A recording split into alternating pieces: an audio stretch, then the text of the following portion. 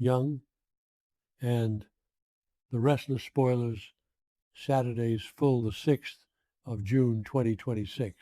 Oh my God, besties, welcome back to our channel. Today is Thursday, a genuinely beautiful day to absolutely lose our minds over the residents of Genoa City. Grab your iced matches and strap in, because we have so much to unpack, and I am physically vibrating with the tea I'm about to spill. You guys, I am deceased. Stop what you are doing right now. I am literally filming this while I am running errands, dodging traffic, and trying not to scream in public because I just had to jump on here and vent. Wait, we need to talk about this now. I was mid-skincare routine, literally smearing a charcoal mask all over my expensive living room rug when I watched this episode, and I had to straight up yeet my phone across the room. Send help. My soul has actually left my body. The sheer audacity of these people. I am hyperventilating. I am unwell. This is not just television. This is a personal attack on my nervous system, and I am taking it extremely personally. Wait. Backtrack for a second. I missed a step. Let's talk about Adam Newman and Chelsea Lawson, because I am genuinely spiraling over this conversation. Bestie, be for real right now. Adam is officially on my do not perceive list. I am so done. So they're sitting there having this rare, actually decent co-parenting moment about their son's real-life progress. Chelsea is glowing. She's like, wow, we are such great parents. And the vibes are actually immaculate for once. And what does Adam do? He just casually, out of nowhere, drops the absolute bomb, let's have another baby. A little girl would be great. I am literally shaking. The audacity of this man. He just throws it out there like he's asking, what's for dinner? Chelsea's face was a cinematic masterpiece. She immediately hits the brakes, and her eyes go wide like, hold up, is this about Sally? Because we all know it is. Oh, hold on. I should have mentioned this earlier, but Sally Spectra literally just went through that horrific, devastating car crash and miscarriage because Billy Abbott and Jill were basically terrorizing her about the baby's paternity. Adam knows this. Chelsea knows this.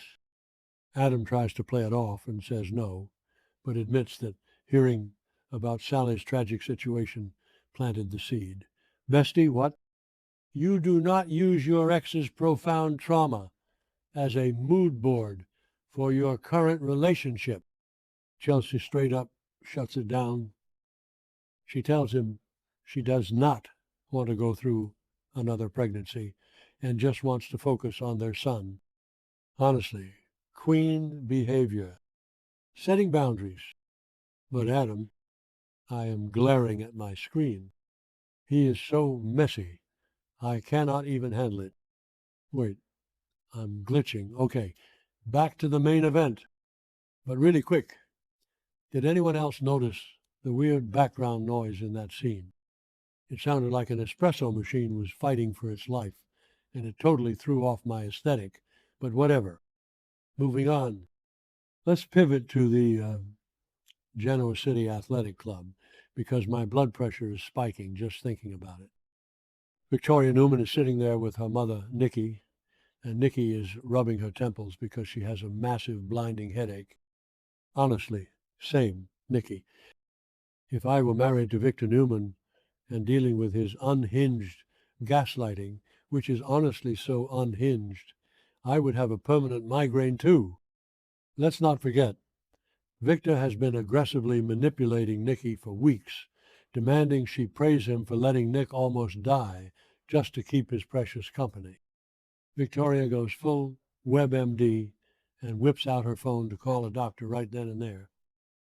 Nikki is like put the phone away. I've had these before. It's just family stress. Like, yeah, your family is a walking, talking dumpster fire of trauma. Of course, you have a headache. I'm calling it the villain arc is about to go nuclear if Victor keeps pushing her to the brink of a breakdown. And then, right on cue, in walks Nick Newman, straight out of his very first rehab session. Besties, I was clutching my invisible pearls. He looks at his mom and sister and goes, rehab was great. And Victoria, my cold, ruthless corporate ice queen, looks him dead in the eye and says, how do we know you're not lying? I screamed. I literally screamed into my pillow. She did not hold back. She straight up eviscerated him in the middle of the GCAC. And can we blame her?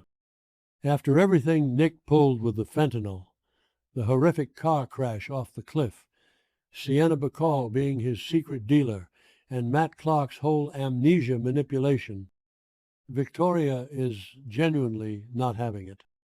Nick tries to defend himself, looking all puppy dog sad, saying he made a mistake, but he's prioritizing his sobriety now. Nikki, bless her deeply traumatized heart, tells him he needs to take it one day at a time and find a sponsor. And then she suggests Jack Abbott.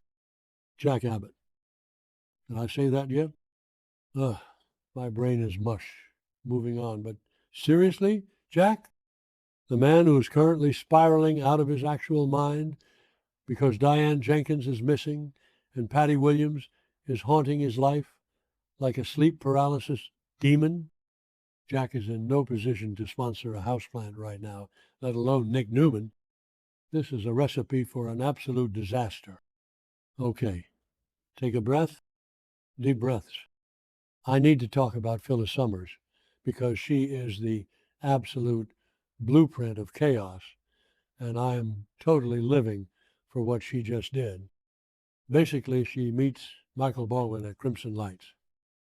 And don't even get me started on the vibes in Crimson Lights today. Why do the coffee cups look so tiny? It's giving Alice in Wonderland. It's so distracting. Anyway, Phyllis drops the absolute biggest bombshell of the century. She is not giving Newman Enterprises back to Victor. Wait, what? I thought she was completely cornered. I thought Victor had her dead to rights with that shocking offer. But no, Phyllis stands there looking like an absolute mastermind and says, I realized that giving up my company isn't the best strategy. I'm rethinking my stance. Michael is looking at her like she has three heads. He is exhausted. He is basically begging her, please, just quit while you're ahead. Live to fight another day. But Phyllis is playing 4D chess while the rest of them are playing checkers. She tells him that if she just hands the company back, everything goes back to square one and she gets nothing. She demands absolute, ironclad guarantees.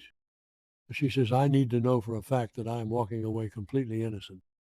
Victor and Christine must drop all charges. In writing. In writing. You guys, let's remember the deep lore here, besties. Phyllis literally framed Christine the Bug with AI-generated emails. Christine was literally handcuffed and dragged out of a courtroom in front of Danny Romolotti. And now Phyllis is demanding that Christine just drop it and put it in writing. Bestie, be for real right now. That is the most unhinged, narcissistic, brilliant power play I have ever seen. Michael reminds her that she literally fired him like 2 days ago. But then they have this incredibly soft, emotional moment. He looks at her and says he still cares about her. Phyllis gets all teary-eyed and says, thank you for not abandoning me, and they hug. I was sobbing, genuinely crying, real tears into my iced coffee. It's giving soulmates. It's giving ride or die. It's giving we will bury the bodies together. And now, oh my God, and now they're all marching to the Newman Ranch. Phyllis, Michael, Victor, Christine, and Nick are all going to be in the exact same room. I'm calling it right now. Blood will be shed, manifesting a total dumpster fire by the next update. I am physically vibrating from the sheer audacity of this plot. I literally cannot function. I have to go finish my errands, but I will be thinking about Phyllis Summers demanding written immunity from the bug for the rest of my natural life. My grip on reality is completely slipping. This situation is now my entire personality, and I am not okay. Like, subscribe, and pray for my sanity, because Genoa City is going to be in ashes by tomorrow.